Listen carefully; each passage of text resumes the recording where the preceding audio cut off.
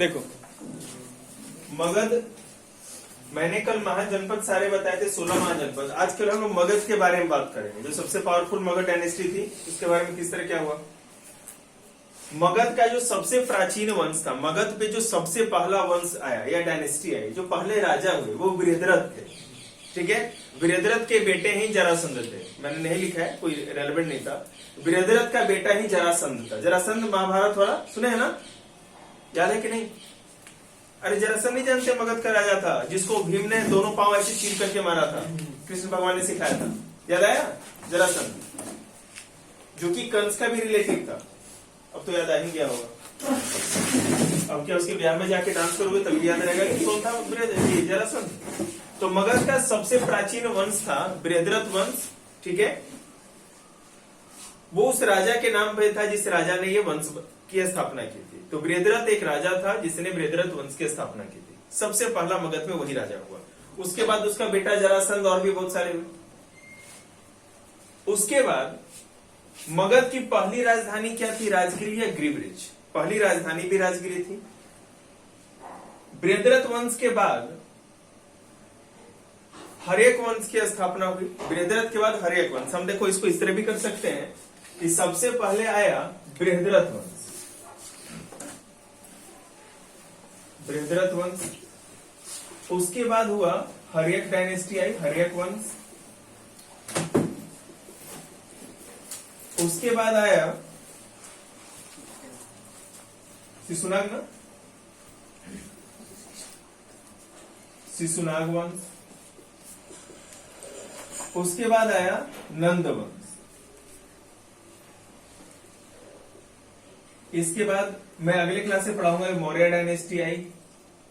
उसके बाद सातवाहन और गुप्ता किस तरह है। तो पहले आपको नंद तक ही जानना है, हम चार के बारे में बात करें। सबसे जो प्राचीन थे बृहद्रथ वंश, हर्यक डायनेस्टी, शिशुनाग वंश और नंद वंश। ठीक है, तो बृहद्रथ वंश में राजा बृहद्रथ था जिसने इसकी स्थापना की थी और इसका बेटा था जरासंध, महाभारत वाला। इसके बाद हर्यक डायनेस्टी, हर्यक डायनेस्टी में की स्थापना की थी बिंबिसार नामक राजा ने। इसी ने राजगीर, जो आप लोग घूमने का प्लान बना रहे थे, घूम नहीं पाए, उसकी स्थापना भी बिंबिसार ने ही की थी। बिंबिसार का एक डॉक्टर था, राजवैद्य था, जिसका नाम था जीवक। महात्मा बुद्ध अजात शत्रु, जो इसका बेटा था बिंबिसार का, तो बिंबिसार और अजात शत्रु के समय उपदेश देते थे। उसके समय के थे, समकालीन। ठीक है, बिंबिसार के राजवैद्य का नाम क्या था? जीवक, जो कि महात्मा बुद्ध के इलाज के लिए भी जाता था, उनके उपचार करता था। बिंबिसार की दो वाइफ थी, एक महाकोशला, दूसरी चेलना।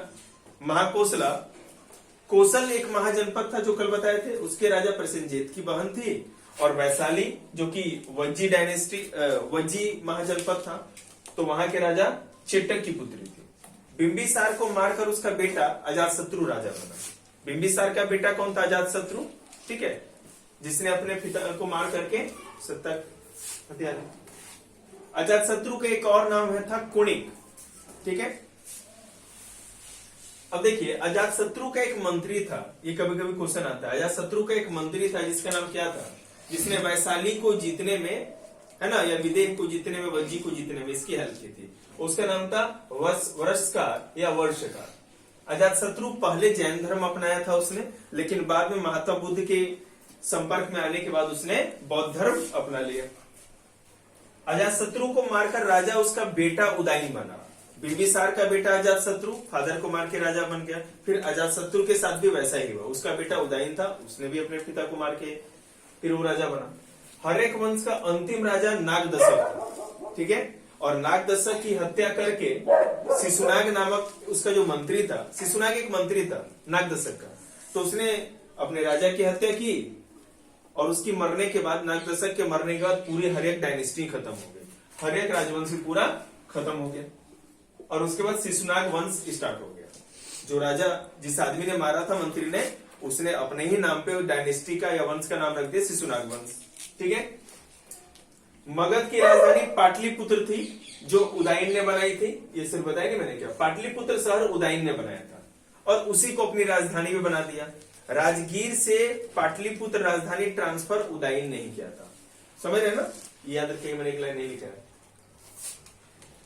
अब दोबारा क्या किया, पाटलिपुत्र से वैशाली ले गया। शिशुनाग वो राजा था, सबसे पहले देखो क्या हुआ, राजगीर थी, राजगिरी राजधानी, वहां से कैपिटल पाटलिपुत्र आया जो कि उदयन लेके आया था। फिर पाटलिपुत्र से वैशाली ले गया कौन, शिशुनाग। फिर वैशाली से दोबारा पाटलिपुत्र लेके आता है कौन, बता रहा। शिशुनाग वंश के किस राजा ने दोबारा राजधानी वैशाली से पाटलिपुत्र ले आया, वो था कालासुर। शिशुनाग वंश का अंतिम राजा नंदीवर्धन था। शिशुनाग वंश का अंतिम राजा नंदीवर्धन था, जिसको मारकर उसके मंत्री महापद्मनंद ने नंद वंश की स्थापना की। ठीक है, और नंद वंश का अंतिम राजा कौन था, ये था घनानंद। उस चाणक्य वाली स्टोरी सुनते हैं, इसी का फ्रेंड हुआ करता था चाणक्य, जिसका अपमान करके उसको भगा दिया था। तो फिर चाणक्य गए तक्षशिला और वहां पर चंद्रगुप्त मौर्य रास्ते में मिले, फिर उसको लेके आए और किस तरह क्या हुआ आपको बताया। और यही वो राजा था जिसके समय सिकंदर ने भी भारत पर अटैक किया था। तो भारत पे जब सिकंदर ने अटैक किया तो राजा कौन था, घनानंद। ठीक है।